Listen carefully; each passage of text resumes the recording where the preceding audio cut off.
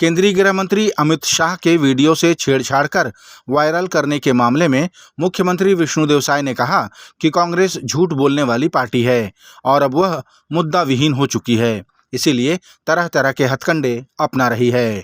Video छेड़छाड़ के मामले में एफआईआर दर्ज होने की बात भी मुख्यमंत्री ने कही।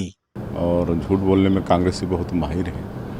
हमारे माननीय गृह मंत्री जी के बयान को तोड़ मरोड़ करके पेश कर रहे हैं और वो हमारे नेताओं का, हमारी पार्टी का छवि धूमिल करना चाहते हैं। कांग्रेस पार्टी आज मुद्दा विहीन हो गई है, उनके पास जनता के बीच जाकर बोलने के लिए कुछ है ही नहीं, तो इस तरह से उल्टा सीधा बयानबाजी कर रहे हैं और इसके लिए हमारी पार्टी की तरफ से विरोध भी हुआ है, कई थानों में एफआईआर भी हुआ है।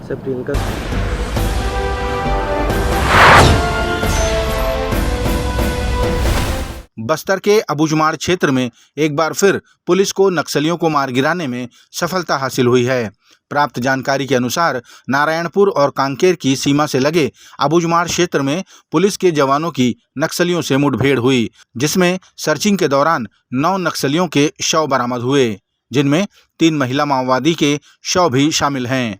प्रदेश के गृह मंत्री विजय शर्मा ने जानकारी दी कि मुठभेड़ में कोई भी जवान हताहत नहीं हुआ है, बल्कि नक्सलियों के हथियार बरामद किए गए हैं। 29 अप्रैल यानी कि कल रात से सर्चिंग ऑपरेशन शुरू किया गया था, जो जाकर आज सुबह 6 बजे जहां पर नारायणपुर और कांकेर का सीमा मिलता है अबूझमाड़ क्षेत्र में, वहां पर नक्सलियों से मुठभेड़ हुई और उसमें 3 महिला और 6 पुरुष नक्सली मारे गए हैं। कोई भी जवान हताहत नहीं हुआ है, किसी को खरोच भी नहीं आई। AK-47 राइफल जब्त हुआ है और बहुत सारे और आयुध जब्त हुए हैं। एमिनेशन बहुत जब्त हुआ है। उनका रसद खाने पीने का सामान वह भी जब्त हुआ है। ये सारी चीज़ें जब्त हुई हैं, परंतु अभी 9 नक्सलियों के शव बरामद किया जा चुके हैं। हमारे कोई जवान उनको खरोच भी नहीं आई है। लगभग 45 किलोमीटर, मुख्यालय से 45 किलोमीटर दूर जा कर के ये ऑपरेशन किया गया है। ये बहुत बड़ी सफलता है। सफलता के लिए DRG और STF के जवान, जिनकी संयुक्त पार्टी ने ये ऑपरेशन किया था, वो बधाई के पात्र हैं।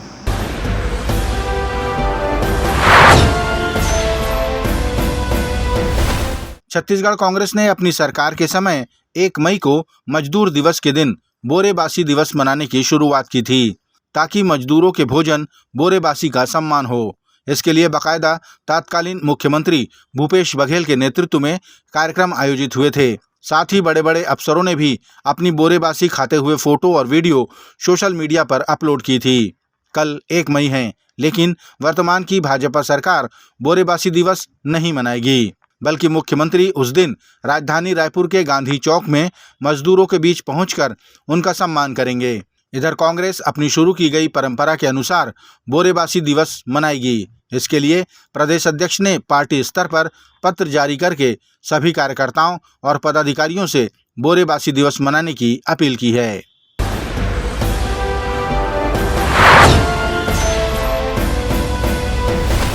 रायपुर जिले के गांवों में मतदाता जागरूकता कार्यक्रम का आयोजन किया जा रहा है।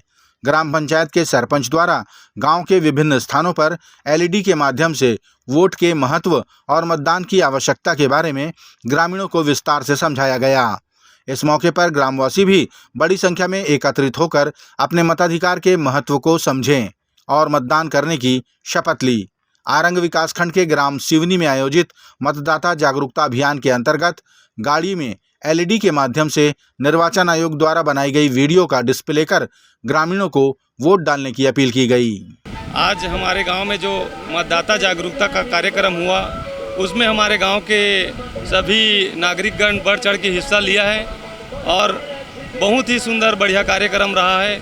और आज मतदाता जागरूकता की जो कार्यक्रम में बढ़ चढ़ के हिस्सा लेंगे हमारे गांव के जितने भी ग्रामवासी हैं, और इनसे स्पष्ट है शासन का, सरकार का जो निर्देशन है और प्रचार प्रसार का जो समय है वो बहुत बढ़िया ढंग से हुआ। और इससे क्या है, लोगन बहुत जल्दी जानकारी मिलेंगे उनको कि अपना मत अधिकार कैसे प्रयोग करें, और बहुत बढ़िया रहा।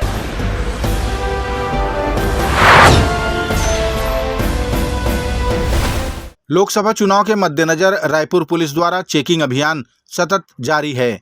इसी कड़ी में आरंग के पास महासमुंद तिराहे में नाका लगाकर चेकिंग के दौरान पुलिस को एक पिकअप वाहन में 50 लाख रुपए नगद बरामद हुए। ड्राइवर प्रताप प्रधान से रुपयों के बारे में वैध दस्तावेज मांगे गए तो वो गोलमोल जवाब देने लगा, जिस पर पुलिस द्वारा 102 CRPC के तहत रुपयों को जब्त कर इनकम टैक्स विभाग को इसकी सूचना दे दी गई।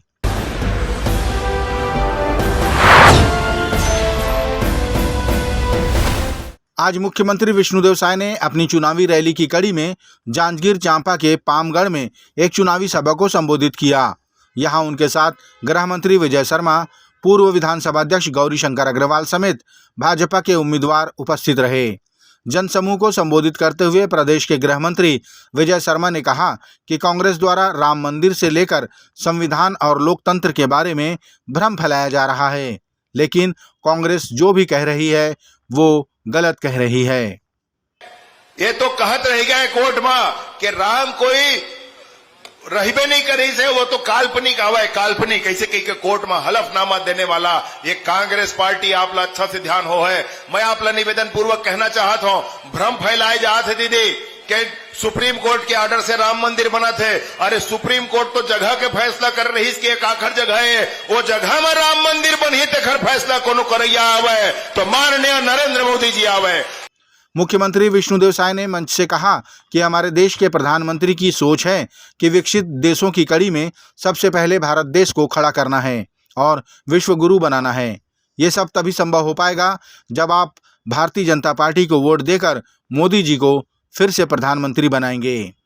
बड़े बड़े काम ये 10 साल में हुई से, और हमारे डिप्टी सीएम में बतात रही, मोदी जी बोलते हैं कि ये 10 साल तो खाली ट्रेलर है, पूरा पिक्चर अभी बाकी है ना, और बड़े बड़े काम करना है। हमारे देश ला 2047 तक विकसित भारत के रूप में खड़ा करना है। आने वाला 5 साल में हमारे देश ला तीसरा सबसे बड़ा आर्थिक ताकत बनाना है। तो ये सब काम कौन कर सकत है? नरेंद्र मोदी ही कर सकत है ना। इसलिए हमारा तीसरी बार प्रधानमंत्री बनाना जरूरी है।